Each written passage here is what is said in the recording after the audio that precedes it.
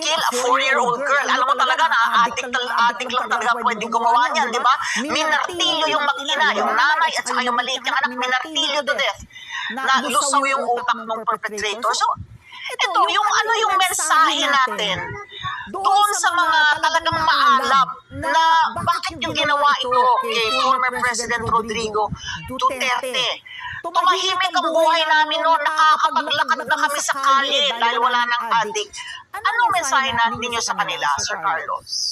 Wala, hindi binabaliwala yung kanilang yung kanyang klaseng pagtingin. Kasi meron naman talagang problema sa droga sa Pilipinas. Although yung narrative na dahil dito sa mga droga na ito, kaya yung ganyan katalamag yung mga pag-rape, mga pag-massacre, kailangan i-challenge din yan. Ano ang basihan nila for saying that? Media reports lang? Hindi mo pwede sabihin yun eh. Kasi kung ang iyong layunin ay maayos ayusin yung justice system, yung criminal justice system,